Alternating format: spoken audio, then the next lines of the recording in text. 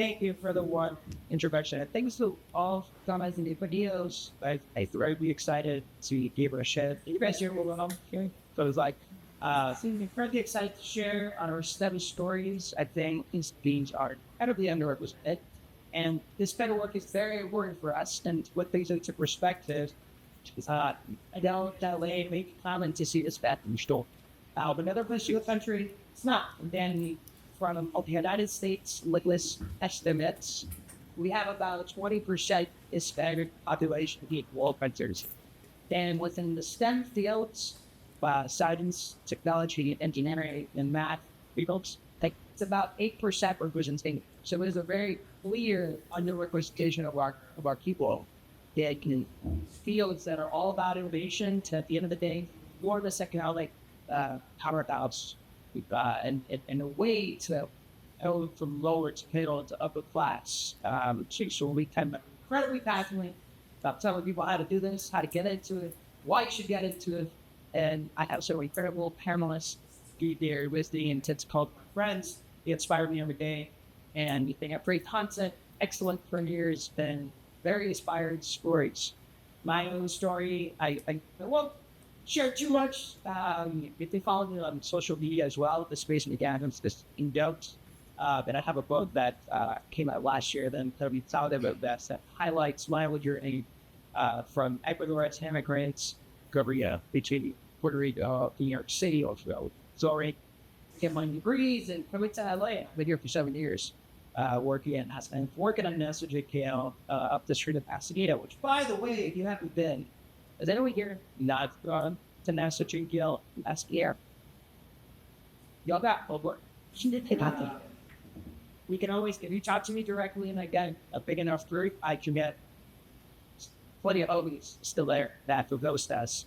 But they do public tours, and I recommend it because it's the size of Disneyland, and you walk through there, it's incredibly historic. There are spaceships of all kinds being built there, and it's just up the street the way it is. So, that being said, talk to me later if you're interested, and we could have the tea. But I'm here for panelists who are incredible, and I'm going to do a brief bio, and then they'll get a chance to talk a little bit more. So, Michelle Mora is a mechanical operations engineer on the energy sector, advocating for women in STEM and working parents while driving change in the powers. Warm welcome.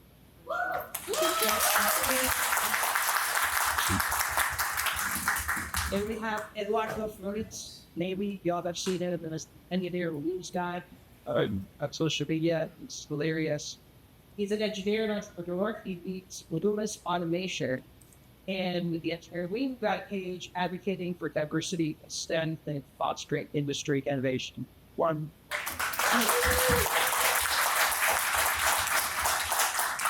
Last but not least, Daisy Rosas Guedes, PhD doctor.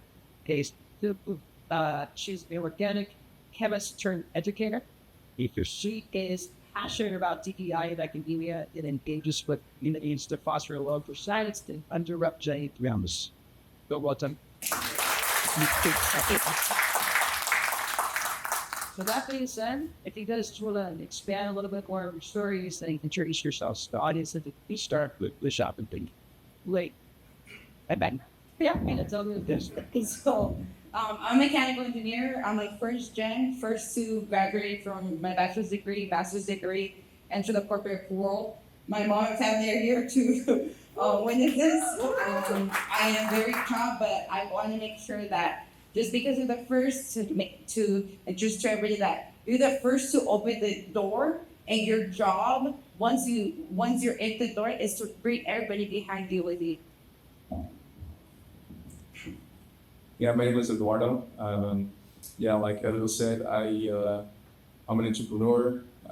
Run a couple businesses. One thing Peter mentioned was he made the code business that I run. Actually, you see behind me is some of the equipment that I use for that. I like combining humor, engineering, and business, and that's how I'm making a living right now. I'm a mechanical engineer, and I attended Chico State.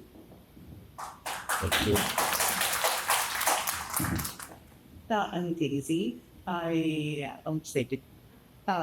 Technically put up repeat a little bit in Michelle said. I like the idea, now that we created this fire, we should always open the door for all that is behind us and keep that door open, because that door, so other people get in, maybe not have to go through all the hardships that we had to go through.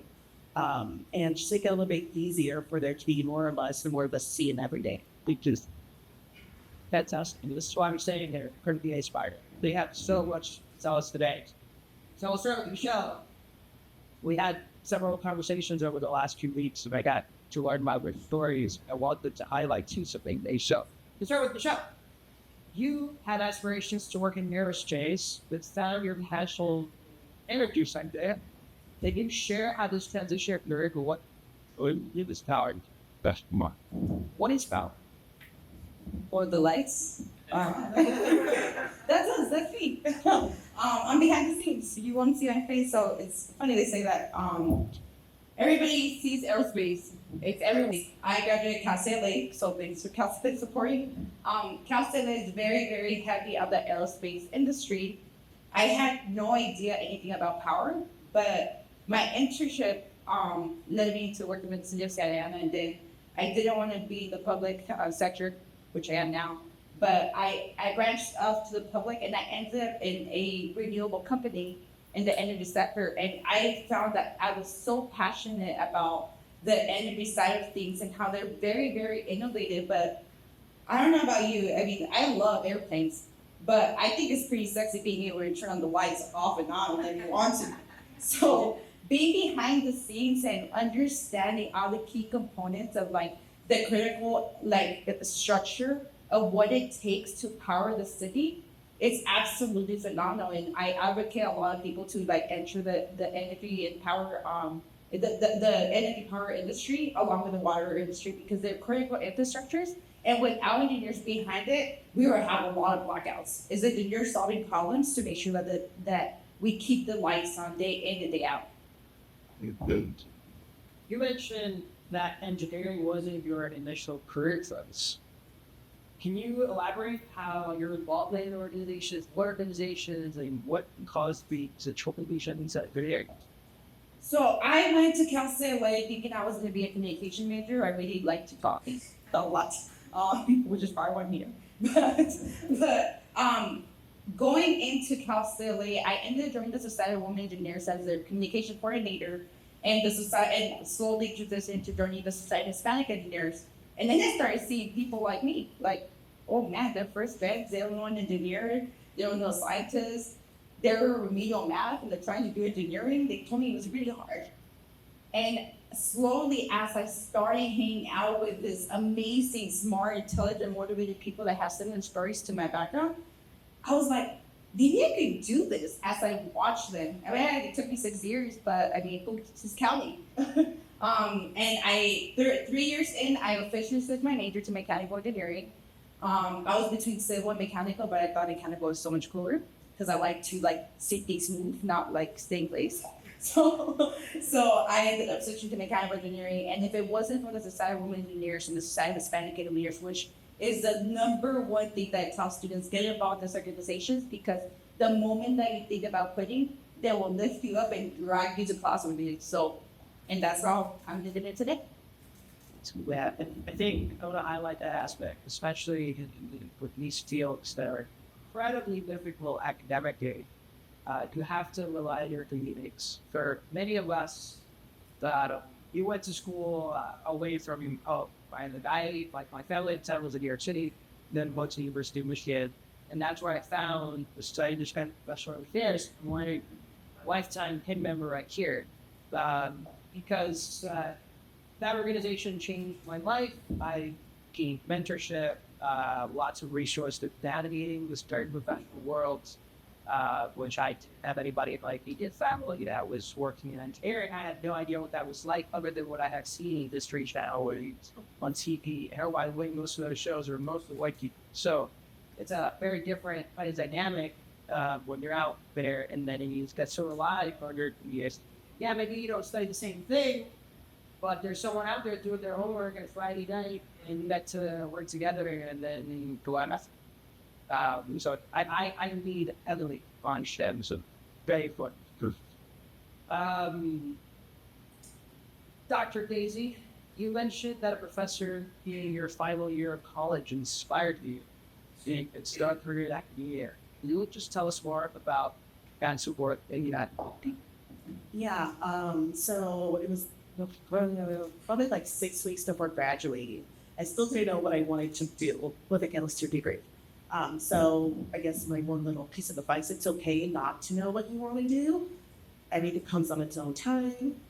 I was 6 weeks before graduating. So I was giving a talk at a class, and it was a project class, and we were supposed to pick up topic on a specific type of reaction that we didn't know, and then we were trying to teach to the rest of the class. And after we gave the presentation, the professor came up to me and said, "Hey, you really have a good voice of trying to talk and like explaining things to people." And that was the first time anybody had said that to me. And I was very shy back then. And it really stuck with me. And I was like, okay, maybe I can teach. And maybe I could be that one person that looks like me for someone else, because all of my professors until that point did not look like me. And that was very impactful, like now thinking about it backwards. What I'll say is because I gave her more instructions. I think we could talk a little more as a human. We're going to have time. I bet. I thought it was good meeting, so I don't know, but we have time. But to follow up with that, he was since kind of taking an untraditional pathway in science education with outreach. Can you share more about that path and how it differs from the typical academic route? If you could tell people a little bit about what it is that what an academic route looks like. Yeah, so an academic route usually entails having a PhD, so a higher degree. Although some people are like, you can only teach if you have a PhD, that's kind of a little bit of a lie. You can have a master's and teach. It would just be at a community college, which is completely fine. So don't ever let anyone tell you that you can't teach just because you don't have a PhD. So yeah, you need your 4-year degree, college degree, and then you go PhD, which could be anywhere from 4 to 6 years, depending on your type of field. Mine took 5 years. And then it's recommended to do something called a postdoc, where you go and do more intense research on your own. I did not do one. I actually went straight from having my graduate degree to getting a job. And so I taught at a private undergraduate institution in Central New York. And that usually has like your teaching, you are interacting with students, you're mentoring them, you're helping them choose their classes. They're the ones that come to you when something is not right. And usually they come to someone that they feel confident in. And so that's like part of the job that one comes to you, is that if people look for someone that looks like them, or has similar experiences to them, because they will feel comfortable in talking about certain things that you. The same for the question. Yeah. How to take an alternate Yeah, 6 yeah. or more what half. Yeah, so I actually left my teaching job a little bit over a year ago, and due to certain things I encountered, which are not uncommon as people of color, there was always something that's like, I can still make a difference, even though it's not in the classroom. I can still impact people on a bigger scale. So I have the privilege that I have worked with these big organizations nationwide, like the National Academy of Sciences, as well as a big project funded by Bill Gates, where I get to share chemistry to people that like look like me, or able to explain chemistry in a much simpler manner than just equations and people like sitting in a large lecture hall, because they will take that information and view the world differently, and to be able to view the world in a way that makes sense. Like, oh, I understand, for example, when I was making salsa as a good one, If you ever have a sour salsa, right? You're like, oh, it's missing something. Add baking soda. Baking soda is gonna kind of bring that sourness a little bit down, and that's chemistry. So you're basically neutralizing the acid in your salsa with a little bit of baking soda. What's the YouTube show? Oh, yes. It's called Chemist in the Kitchen. Look it up on YouTube. I eat a lot of spicy chilies. What else? I fried potatoes, and then we filmed an episode recently where I get to make my own dried chilies using an air fryer. So then you talk about the science. Yeah, we talk about the science.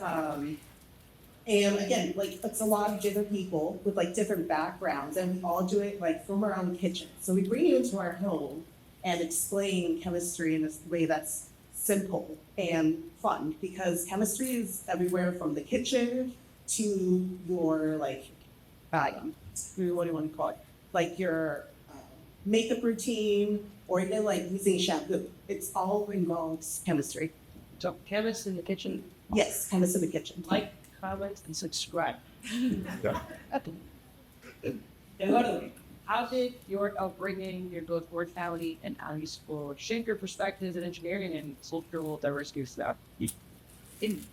I always like talking about that part of my life where I was raised in Mexico, because I mean, as you guys know, Mexico is so different. I lived in a really small town with 4 of my brothers, and there's some memories I have there that were, I guess, giving me a hint on maybe I was meant to be like an engineer. So Mexico was not. As a kid, What's that? did you break stuff? Oh yeah. I was getting the little amplifiers on the TVs and shocking my friends, getting the little batteries. I don't know if you guys ever did that with we get in a little circle and then just stop and straight. I didn't do that. I was like, That's you do that. I will break the RC cars just to take the little motors out and then turn a little battery. I don't know why I like seeing it spinning. So all that happened in Mexico, and not only that, but I lived a pretty humble life out there. I wasn't born over there, but I did live there for almost 6 years. So I left when I was around 5 years old and came back when I was about 10. And then I did not know English, so I had forgotten English, and the school I attended provided a tutor, so I think that's why I don't have like that big accent. But yeah, I'm fluent in Spanish and English. And then coming back to the U.S., that change of people in general was so, in a way, shocking, because I couldn't communicate with people, so they had me in a little corner, getting my own little tutoring, my own personal tutor. And I always liked math, and I knew that higher education, sticking to technical, was going to get me out of poverty, or that typical life of immigrants out here. So I wanted to break that, and I'm pretty sure that's what my parents wanted to do for us. So I kind of stuck with school, always did okay in school sports. And then by the time I was 18, I left school I went to Chico State, where I took a class, MEC 140, which solidified my what I wanted to do. I was building like a little machine that worked and it was functional, and I'm like, I'm gonna stick to this. So I think the life in Mexico has taught me how to be humble, and then to look at opportunities differently. I think that opportunities that are there and here are different. Some people have really take advantage of that. So yeah, I think it has taught me a lot And now that I'm older, I work with a diverse team, and I think that's a great environment to be in. So I feel very comfortable and really happy with what I'm doing now. That's awesome to hear. I think a few of those points can, I'm pretty open about this. Us immigrants, we come from all over the place, work really hard, often in survival mode, and it's really difficult to move away from a very faithful job. You got over the time, they're just trying to get everybody set at home, they're trying to pay the bills. So it's often really difficult to explore outside of this real. And I hope that if anything, get some examples out of this, because for those of us that have had the fortune, for one reason or another, we've been exposed to current Christian studying or anything that's at the end of the day very different and truly changes our lives. The financial safety that comes with these 2 years is very real.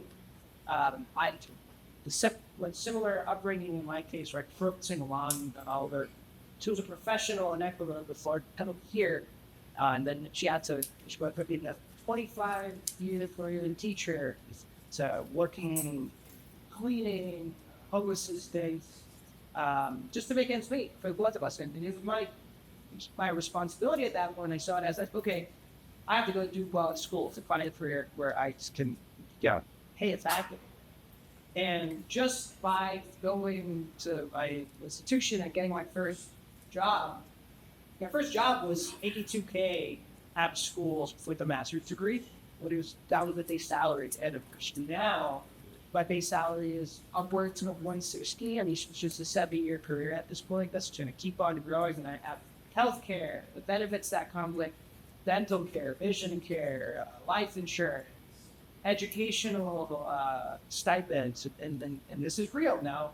This is what is in the age after road, so I can take care of her, and it's not too crazy. It's a responsibility, but financially I can do it, right? So there's a lot of freedom in us that comes with these type of careers, but I like to, I was saying, it's life changing. That being said, what inspired you to co-found Loomis Automation and establish your own company? Industrial higher education. I mean, there's a few reasons, right? I mean, there's some good ones and bad ones. Some of my family members, like my brother, he has a business next to here. My sister-in-law, they kind of pushed me to, hey, you should start your own business doing machine design and robotics. And it sounds crazy, right? Because, I mean, that's not easy. He has a successful business. He has a couple businesses now. So that's a little bit of motivation there. I had some experiences in the corporate world where I was going through, I guess I had like mental, I don't want to say mental issues, but I was like maybe a little depressed at work, and I wasn't happy. I wasn't really doing what I wanted to do, which was maybe travel a little bit. And there's always this story that probably the reason I actually went on my own was when I asked my manager to give me vacation days, like extra, just because like in my mind I'm gonna quit. If you give me like these extra days, I'll probably come back refreshed, and I probably would have stuck around. And he said, F no, when I asked him. Like he was probably playing around, I don't know, but I was like dead serious. So when he said no, I was like, I'm never gonna ask anyone ever again like to take a day off. And yeah, like that Friday he messed with in my 2-week notice, and then I started traveling. But I already had a plan. I had already invested in this type of kind of equipment, so I was already generating money when I quit. It was giving me a lot of freedom, and so I felt comfortable doing that. And then I also had a website that was generating leads, but that was just testing the market, see if I can actually get business just doing marketing, and it was working. And then it was about people, right? Like how do we make projects happen? And that's when I started partnering with other guys, like actually one of my business partners here, Brett and Joe, who are badass at what they do. They're badass engineers. So What do you guys? I brought in something local. yeah, so we work in industrial automation. So we combine technologies to provide solutions like automation solutions, like machine design, automating processes, and like robots, what we call robots and repetitive tasks. So industrial solutions is what we do. So yeah, I mean, good things, bad things happen for me to go on my own, and I think, yeah, it's been the best decision I've ever made. How'd you come up with engineering research? Oh yeah, that was back in college, 2013. I was part of a MESA program similar to SHEP. I think SHEP is bigger than MESA, but they really helped me and gave me a mentoring job for junior high students. And in one of those events, I was sitting on a bench looking at memes from Facebook, right? Instagram wasn't around yet, or it had just started. So I created that meme page thinking that I could be funnier. So I created my own memes, and it was blowing up. And I was just thinking that was the followers. And until now, I have like 400,000 and get up to, I don't know, 5 million views a week. Now I get paid through Instagram, so that's another source of income that I have, and I love it. It was first like a hobby. I was, it's just fun and connecting with people. But then as tools started coming out on the platform, like Instagram Lives and Stories, I had to change my my technique, I guess. So I started doing more lives, showing myself a little more. Before it was just memes, but then I started noticing a personal brand. Yeah, focusing on my personal brand is to see what kind of opportunities I would have, and through that, I'm actually here, right, because of that. So That's how we met. yeah, that's how we met. So, and now I go to SHEP conference. I get invited to different events to go talk about my experience and yeah, I mean, people contact me even for business saying, I used to be, first year to, a brand new employee at a company, but then they're years in and become managers. They contact me saying, hey, I've been following you for a while. I'm a manager now. I want you to bid this project. So I've gotten a lot of opportunities just bidding, right? So yeah, when you look at the dollars, when you quote, it's pretty incredible. You just make money. Yeah, news incredible. Right now they are making money. Thank you for those rich story about what I jump over Dr. Daisy again. I think this is a very common experience for many of us. I just wanted to share this with you. Flying game. You spoke about meeting your first Latina chemist. You're like 7. So not quite what she was starting for. Can you just tell us about how that shaped for your outreach, how that for a change, but you look at your bill as it did. Yeah. So it started, it was like at a Southwest like luncheon, and I just happened to know this. It is Society of American Native. Waiting for the new batches, 2008 Americans. She's that. And okay. So we had the luncheon, and I got to talk to her, and I was just like surprised that it took me 27 years to find a Latina therapist. And so this was probably 6 months before I ended up getting my degree. And I was like, well, no child should ever go through this, or no like elementary school or high school student should ever go through this. Like, why have to wait 27 years to see someone that looks like them? Like, I guess for me, grew up seeing the land science guy, right? Trying to think who else is a good scientist back then. But like, that person did not look like me. You were not a female, did not identify as a woman, not a person of color. So it kind of always made me be like, oh, maybe I can't do science. And I've taken every opportunity that I can to kind of be that example. whether it's like being at museums or doing the show like Kindness in the Kitchen, where like lots of people can interact with me, whether they are also, like relate to me, or if they happen to be like white. At least they saw someone that doesn't look like them and they know, oh yeah, that person could totally be a scientist. And that should be, I feel like, big experience for a lot of young people. Because, 27 years is a lot. And actually someone mentioned to me a couple days ago that when I told them this story, yes, I'm talking about you, she said it inspired her to go back to school.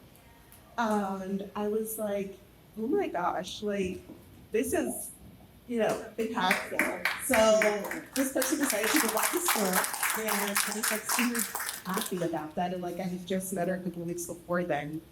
And yeah, she loves plants, and so she's probably going to transfer to, four-year college, and she's going to make a difference in someone else's life, right? So like these tiny little things that, we do or even say or even who we meet make a huge difference. And like just always keeping in mind, like opening the doors and like telling our story really makes an impact. You think you're like, oh, I went through this. It was so hard. Like it's nothing I did now, but it makes a huge impact. Yeah, thanks for sharing that. I think, at least, I'll say this, right? Every day is just a different grind. The work is incredibly hard in our day-to-day jobs. And often, it brings us down, like anything else, it's tiring. But then all of a sudden, we have these moments where we go out there and share our stories. And we hear about some little kids selling a stage where we are sharing inspired their statements, reassuring. They kind of at least revitalize me and stay everybody. I don't got to, because this kind of load is incredibly special. And then sure, and for doing the work that you do, it's either what. Yeah. Do it. Michelle, you've been an advocate for what to win in justice, and particularly after becoming the audience. How have you navigated the challenge of balancing your political and media and global? Yeah, so for what's going on me, I have 3 kids. I have a 5, 3, and a 1-year-old. So my hands are very full. And people always assume that I'm gonna quit my job and become a stay-at-home wife or something, which I would never. For my own sanity, I always say this thing: some women stay at home for their sanity, some women go to work for their sanity, and I go to work for my sanity. And I think sometimes it's really like difficult for people to understand that, and they make it. I don't care about what people tell me anymore, like how they perceive me, because I know the household that I'm running, how involved and engaged I am with my children. So that's number one. Like 30-year-old Michelle with mom, when I felt guilty, like I allowed everybody to just feel guilty, especially being a Latina. I'm the first probably in my family line that has ever sent my kids to daycare. And that's a very like ugly thing to be the first to say like, hey, that's not a Latinos get the niños. Like, how do you know they're not gonna do anything? And it's just like, yeah, I am. I'm gonna pay somebody so I can go to work. Now I really, really advocate, because you have to change the narrative and ensure that not only your family understands, but that you're comfortable with the daycares that you send, and that it shouldn't be a rarity. Your daycare becomes part of the village, and just because your village is helping you raise your kids doesn't mean they're raising the kids for you. And I'm so big at this because I'm very open about like all this stuff because of all the things that I had to go through. And will my parents, abuelito, like be able to watch them? Yes, but you know what? It's not a responsibility either. I'll pull the cards of them watching me so I could go on a dinner date with my husband. But if I had them there full time, they probably told me what time we know. So it allows me to kind of balance. I will tell you though, I was crazy one year, and I'm very, very strict about like the daycares. My kids went to 4 different daycares in the matter of 9 months, and I lost money because I had to find somewhere that I felt comfortable, that had transparency. And you don't see this out there. So that's where I became a really, really big advocate. We are planning on having a fourth. My husband's over there very wild. He really wants a fourth child, but he's also really amazing. I have a lot of family, so we strategically moved to Whittier because it's closer to family, so that we could have that village in case I was at work and my sister's here. She takes my kids to work because I start work at 5 in the morning. So it's really like building that village and becoming a big advocate and not like feeling guilty about having to go to work, because this is one thing I tell people.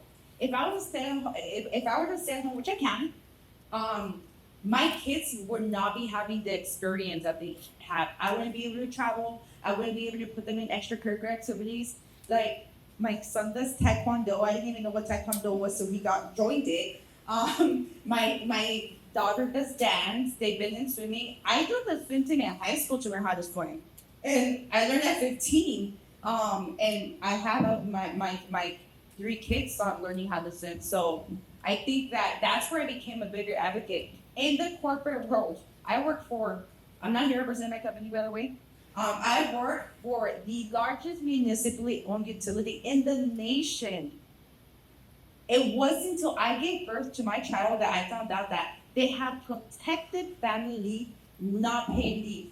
That advocate behind making sure that we got paid parental leave was Michelle Tovarnar. And I blasted every. That's okay. Thank Thank you for doing that, dude. And thank you. And I was okay with blasting the general managers, our commissioners, and saying, how embarrassing are we that we're one of the number 1 utilities in the nation and we do not have paid parental leave. A few people ask me, why are you so okay with being such a big voice? My engineering career has allowed me to be an entrepreneur. I don't talk about this in my socials, but I am a heavy real estate investor. I have other ventures that are out there. So as I started becoming more comfortable with not only relying on my W-2 to make a living and to invest out there, which is only thanks to my engineering career, because if I would have gone into something else that didn't have a high paying, and like Elio said, I'm very transparent, and Hispanics don't like to talk about finances. I feel like if we talked about finances, we would get more Hispanics in STEM. I make between, my base salary is $150,000. I'm probably gonna make over $200,000 with my W-2s, but I'm making a lot more on the side as well, and that's why I'm able to be vocal. I no longer care about climbing the corporate field because I will rather continue being the advocate for everybody that's behind me. Up to 50% of women leave the STEM field after the birth of their first child, and up to 25% of male. Why is that? Because of things in the situation where they don't have paid parental leave, when we don't have access to daycare system, where daycare is like $3 grand in some places. It's pretty ridiculous. So we need to be the voices out there experiencing. To this day, I have not met another woman in STEM that's working full time and that has 3 kids. Typically, you see 1 or 2. So we need to change that narrative, especially a lot of women that I have met that they wish they would have actually had more kids, but they focus on the today. I tell them, focus on where you want to be when you retire and who you want to be sitting, because once you leave that job, they don't even bat a dime for you. So that's how I became passionate. So I'm very passionate about this. You gotta take this out. Shout out to you, and shout out to the support it does with recording fat time. Where the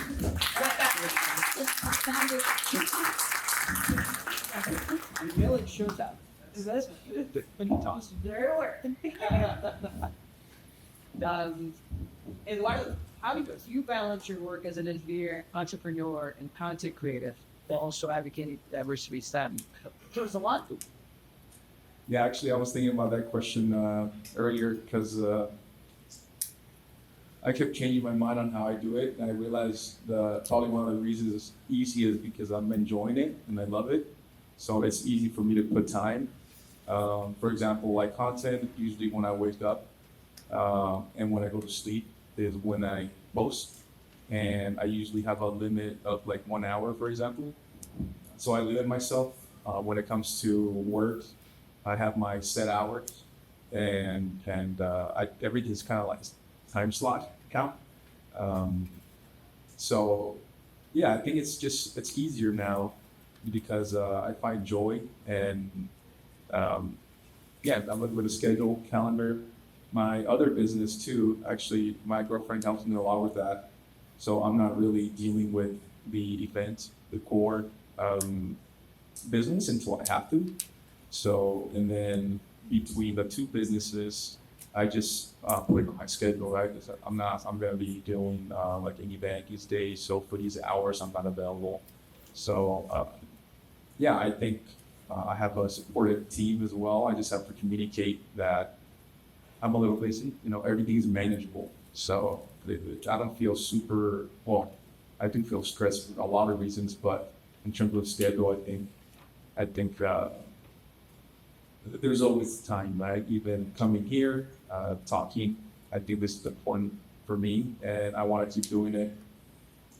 There's like a chef when you're going to do speaking as well. So yeah, the fact that I'm enjoying it it's easy.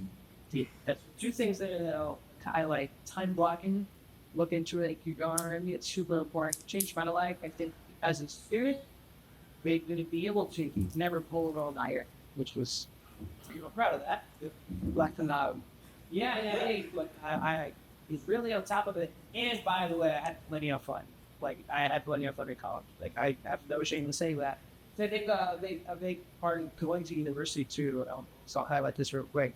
Is you go there for academics, number one, but number two, you're building a supportive network that is going to take you to get your place or your life. It's not just about opening books and getting GPA, but also getting the network, getting your lifelong friends. Some people even get married with people they leave for college and whatnot. You're gonna need to learn new cultures. You're going to expand your worldview. I think it's beautiful to think about going to university for those of us who can't. Then it's again, you can do it too. That's the big time blocking is the big deal. And also, I think something that sounds like really good is asking for help. Yeah. I do have a team of engineers that help me, and they take over. They see me stress. They don't even ask me questions. Sometimes they're like, "I got it. Just do your thing." Yeah. So asking for help definitely is a big one. I'm thinking about something else that I can. They'll come back. Yeah. So we do that. So, yeah, 10 minutes. Okay, thank you. Or I guess the outfit. Nice. Yeah. That's great. That's awesome. I'll highlight too. And I am not sharing. I'm not shy to share this. Right? Like our field and our course part of work often requires a lot of sacrifice. And it kind of rotates with schedule and whatnot. And I'll speak for myself. Over the last few years, I was working on a Mars mission, and that mission to Mars was called Mars 2020. It's still operating up there. The following is Perseverance, Verify, Ingenuity, Helicopter. The universe was our boss. When you have to launch for on a particular date, because the laws of physics dictate that you do it then, you have to put in the work to make that happen. Because if you don't, you add a 26 month schedule delay, which will cost you $500 million. Good luck asking your boss for an extra $500 million. Oh, by the way, your boss is the United States Congress. That was just not an option. So to get that to happen through the pandemic, we really got it done. There was a lot of self-sacrifice involved, a lot of overworking, and to me personally, that led to burnout. Quite severe, deep burnout that took me a long time to climb out of, but it put me in a serious depressive episode. So, there are times where I had to step back and learn through that situation. So it's asked for help and maybe lean on my resources, including therapy. And just shout out because there's going to be a fantastic panel tomorrow on the topic. So that's wanted to finish that there. Because you got to get help when you need it, and otherwise, you're not doing yourself any favor. You're not doing the community any favor. We want you to paint defense as excellent and as healthy as possible, and to joy in what you do. So I wanted to highlight that as well, because I think it's really important for us to talk about. But with that, we're going to start wrapping up here. We're talking about the future of STEM and where things are going, and I want to hear people's perspectives here. And I'll start with you right away since you're in this robotics world, automation world. What are some technologies, emerging technologies that are exciting? Yeah, there's a few things that stand out that are exciting. Definitely like autonomous vehicles. Like you're probably going to be seeing more autonomous like services. You've probably already seen them around. And then AI, integrating that with AI and robots, where they start acting more like humans, or even right now we've been seeing AI and like vision systems. Like think of like a camera that behaves like their eyes, so if they can see it and they can see the difference, it'll know it. So just combining all those technologies, not only the software side, but actually making them an actual like, physical like system.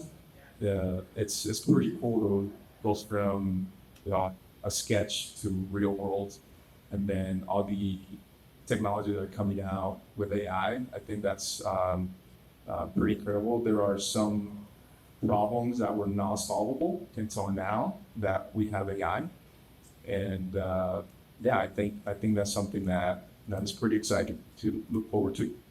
No, we're not sponsored, so but I have to call, like shout out this person or that person. You know, has anyone here not been to the Waymo yet? Yes, yo, I've been to Waymo. So they just recently made it to LA. It's these like robo taxis that come from you show up, they pick you up, and there's nobody driving. Nope, no, which is it's decent, but the technology's there and it's incredibly safe. And it's so if you're in LA, download the app and go try it out. And you have to get them safaris. That's what you just carry out. It's about Phoenix too. And Phoenix too. Yeah. So they've been pulled over by the cops. I have heard those. Yeah, they're confused because the cops don't know what's going on. Yeah, but to that end, yeah, that's really so excited to be having there.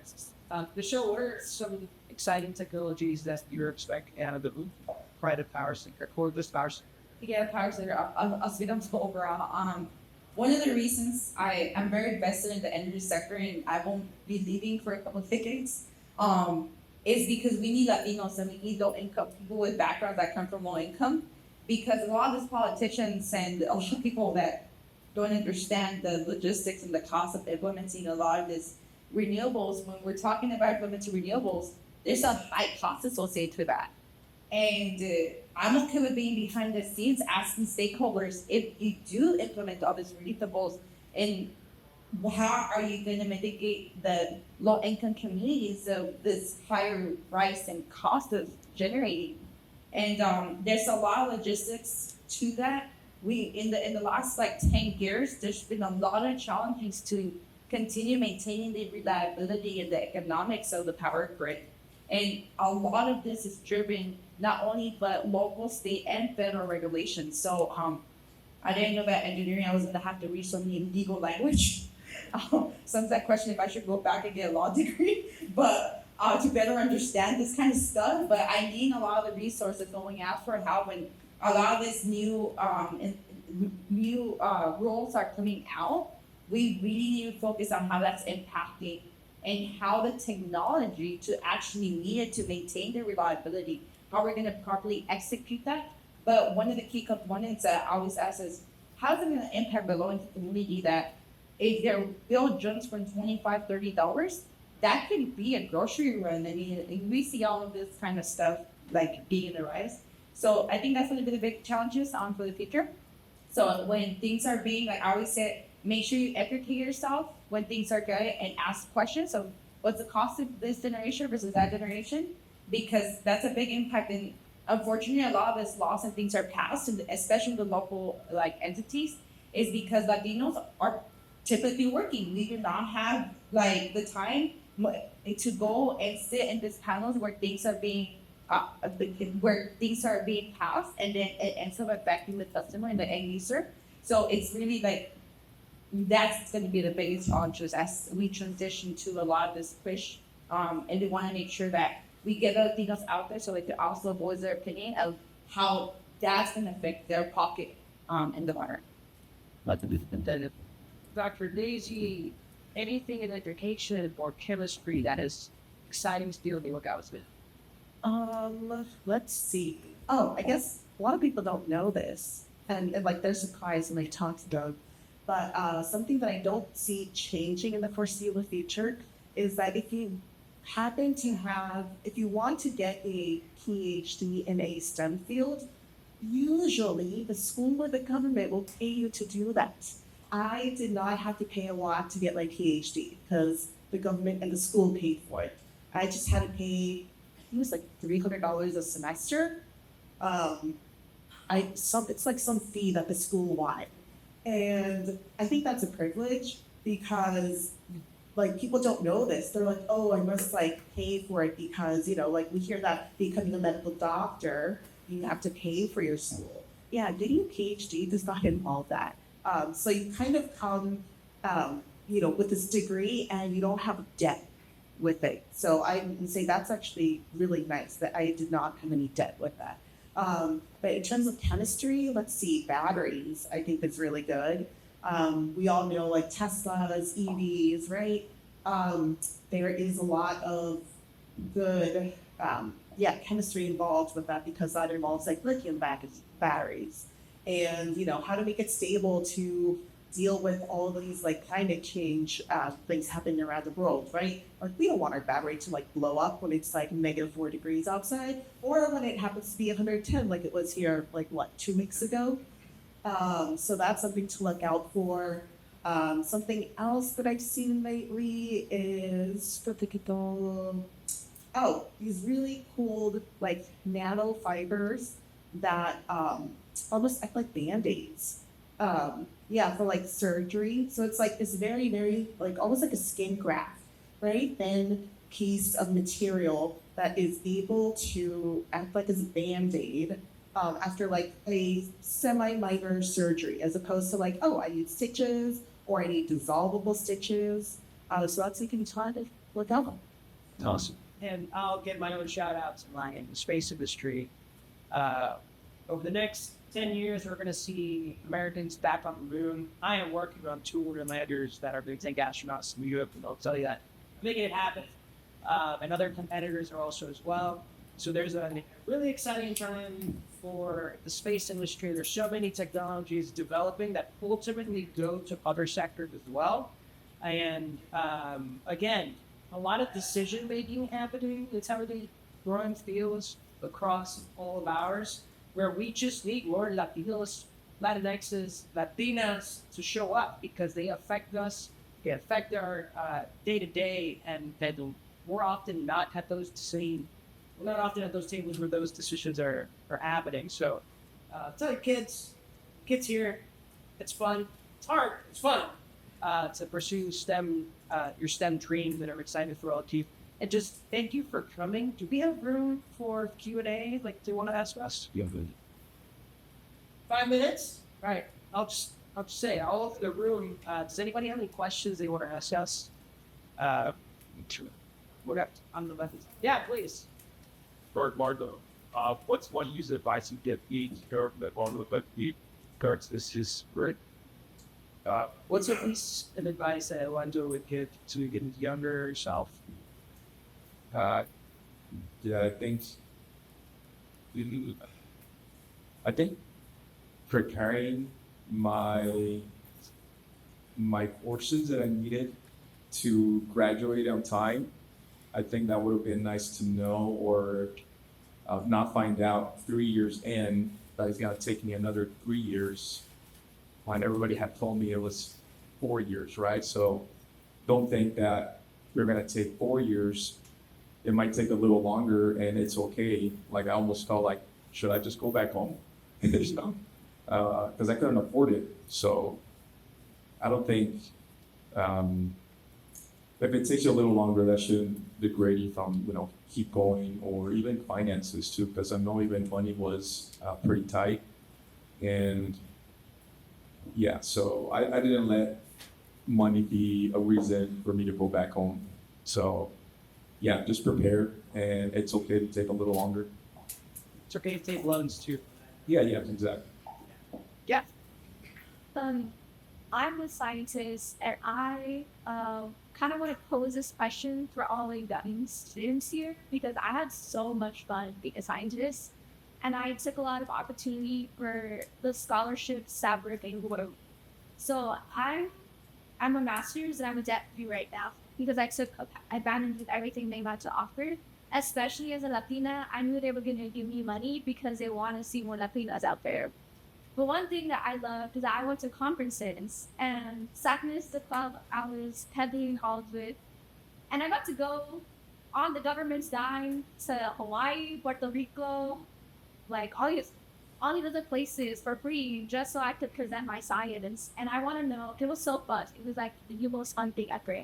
So in your whole, I guess, scientific career or academic career, what is the most fun and you've ever had? You on a project or on a trip? And I'll start this one. I think one of the most special moments in my life is happening in 2020. July of 2020, when I launched my rover to Mars, I was able to, it was in Florida, and my mom lives there. And despite COVID being a host in Florida, it's a great mood. A bunch of my friends flew in, and we were all there that morning at 7 a.m. when everything was clear as was the day. We saw the rocket take off to Mars. I think to me that was incredibly special, and it was so awesome being able to share that with my family. And that was because of my like. For me, honestly, like when I got into operations, I really didn't understand. I was already in the union and didn't understand that there was all these connections, all these transmission lines, bringing electricity from multiple states just to feed the 4 million customers of LA. And once I fully understood, I started really getting invested into doing it a little more economic and establishing multiple applications so that we ensured that there was great visibility on how to optimize a lot of these resources that are out there. And that was mind-blowing, like really mind-blowing. Like the changes that have been done in the energy sector right now continue to be done as we implement all these like resources. I think it's something that people understand. I call it like we're like the little heroes behind the scenes that nobody will ever know who's there, keeping the lights on. And I think once I understood the complexity of like the power grid, it's been my job is really fun. On a day-to-day operations level, I have a lot of fun. I like going to work. Yeah, I have a lot of fun every day. I think the design process for me is a lot of fun. But recently, I think, besides finishing projects, I wish everybody has fun when they're done and it's working. But one thing that I've been realizing lately is the cell process, the cells that I'm doing, how I'm using my engineering mind and then writing it on a document, using Photoshop to develop like a concept, right? Because machines move. So how do I communicate this machine that I'm trying to design for a customer that is supposed to be moving on an image, right? So, and with the use of AI now, I'm able to read like amazing proposals, right? So from going from just communication with the customer, write it on paper, and using like different skills that are not engineering too. I find that a lot of fun, especially when we land a project, then we get that money. It's just like, oh yeah, that's amazing. See, Yeah. I'm still trying to think. Yeah, but I guess like in general, like teaching, I think was like pretty rewarding and fun to a certain degree.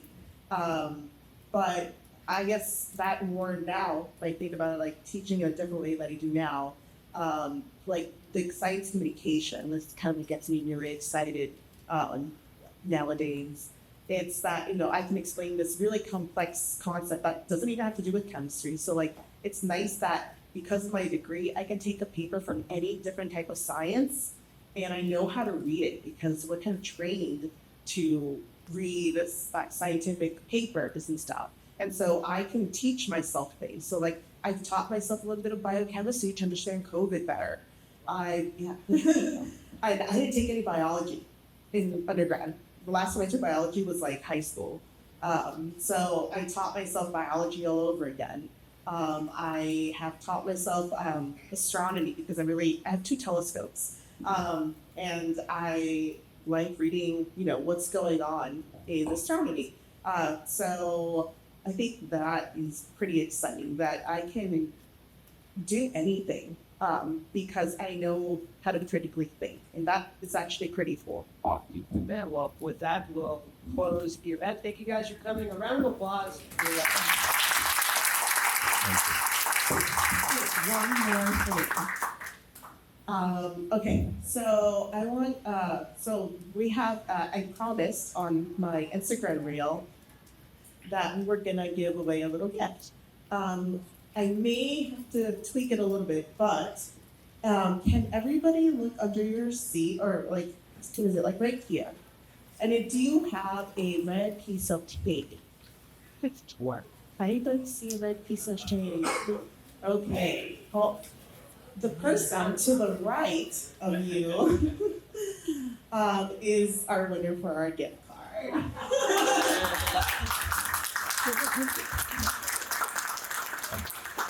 What's the card? It's an Amazon gift card. Yeah, so come see me afterwards and I will get it for you. Nice. Thank you. One more round of applause for our moderator, Viva la fiesta! And our next panel will get underway in about 15 to 20 minutes. It is colorism versus racism. So go to the restroom, go get our lectures, and come back and let's talk about this important topic in our community. I've notes.